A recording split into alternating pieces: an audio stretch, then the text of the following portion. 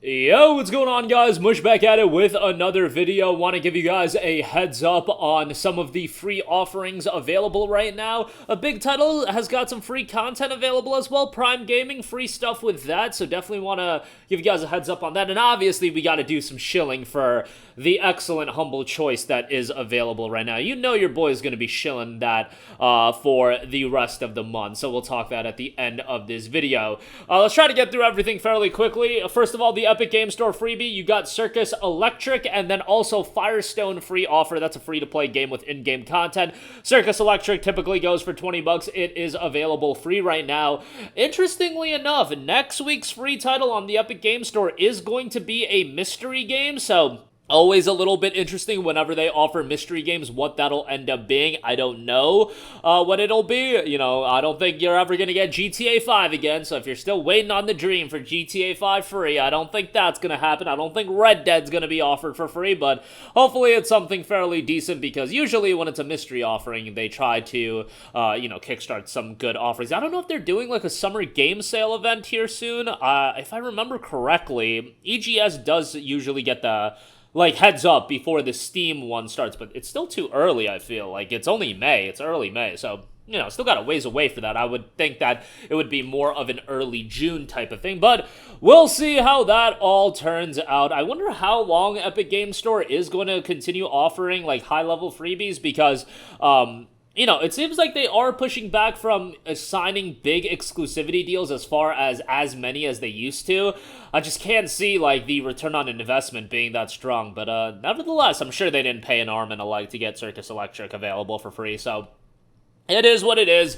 That'll be free for the rest of the week once it's in your library, yours to own. And then Firestone free offer as well. Moving on from that, I do want to note Destiny 2, ahead of the release of Final Shape, is offering a free content, free access to the Witch Queen, Forsaken, and Beyond Light. Your boy actually decided to try out some Destiny 2 recently. One of my boys is super into Destiny 2 and plays the game incessantly.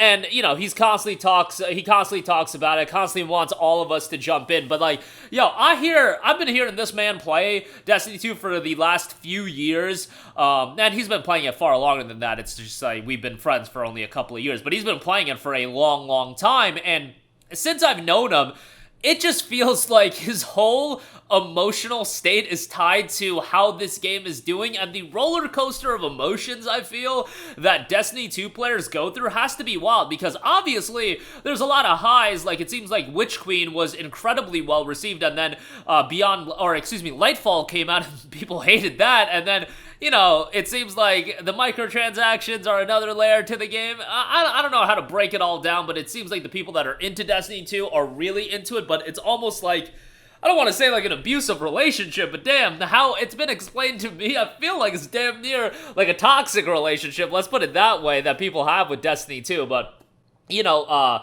what's it called? Final Shape is coming out next month, and it seems like that is going to be the culmination of a, 7 years of work. Destiny 2 initially came out in 2017, so the culmination of 7 years of work with Final Shape, and obviously after Final Shape it'll continually get updates, but it would be interesting to know if they're gonna move on to doing like a full-on Destiny 3. I imagine that that's what they're gonna do, but yeah, you can check out the Destiny 2 free content right now. And obviously, Destiny 2, the base game, is a free-to-play title, so all you have to do is install it. Bear in mind, it is a disgustingly large install size. It's like 114 gigabytes, something crazy like that. When I installed it just a few weeks ago, I was literally like bugged out by the install size. I was like, what is going on here? But I'm not going to get super into it. I'll play more of it as we get closer to Final Shape, but it's not something, I'm not really into these live service games where the grind is a huge element to the game and you really have to sink a lot of hours. I got a lot of games to play, and yeah, I might be playing 10-year-old games at times, but guess what? Those 10-year-old games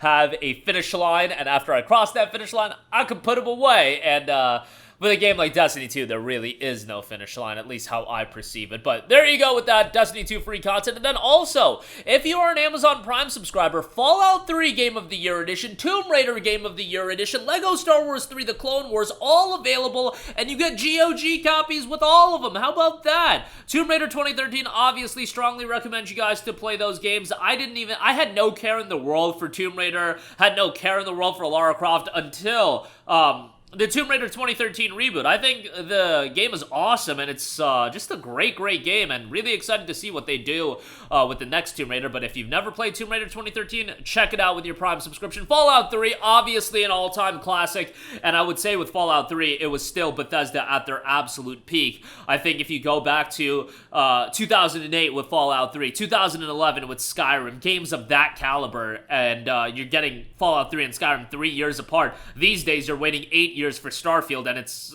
absolute trash compared to Skyrim and Fallout 3. And I like Starfield more than a lot of other people, but I would absolutely classify Bethesda Game Studios as one of those studios that's absolutely washed these days. They're a shell of their former self, to put it frankly.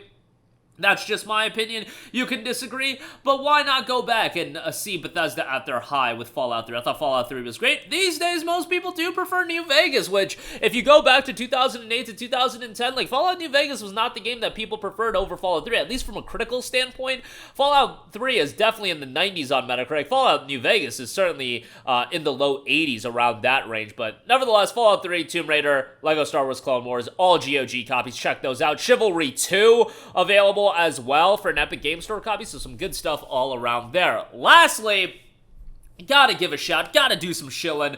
Humble Bundle, Humble Choice, Yakuza Like a Dragon, Hi-Fi Rush, Steel Rising, and a bunch of other games, $12. Guys, Yakuza Like a Dragon alone regularly goes for $12. Hi-Fi Rush alone regularly goes for like $15 to $20. The fact you're getting both of those games, a bunch of other titles, and no slight to Steel Rising either, that's a notable addition as well.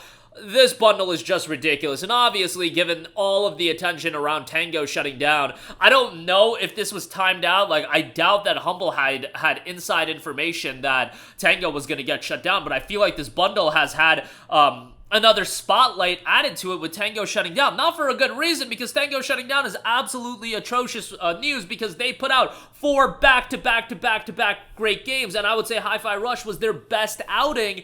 It's just a phenomenal game, and Yakuza Like a Dragon is a tremendous game, and you can play Yakuza Like a Dragon without playing the other Yakuza games because it centers around a brand new protagonist in Ichiban. Yes, would it be beneficial for you to play the other Yakuza games? Sure, but it's not necessary whatsoever, and you can enjoy it. Now, if you get to Like a Dragon Infinite Wealth, you should absolutely play the older Yakuza games because Kiryu returns as a main character of that game, so, like, Kiryu's all over the promotional material. That should tell you enough that you should play, the older Yakuza titles. But with Like a Dragon, you can enjoy it as its own story, and obviously with Infinite Wealth, Ichiban and Kiryu are main characters, so, like, Infinite Wealth, you can make an argument, I guess, that you could play it right after Like a Dragon and be fine with it, and you probably could. You could still find enjoyment out of it, but if you have knowledge of Kiryu's story, you'll just enjoy Infinite Wealth a lot more. But that's Infinite Wealth. Most of you guys, or a lot of you guys, aren't even going to get to that anytime soon, since Like a Dragon itself is like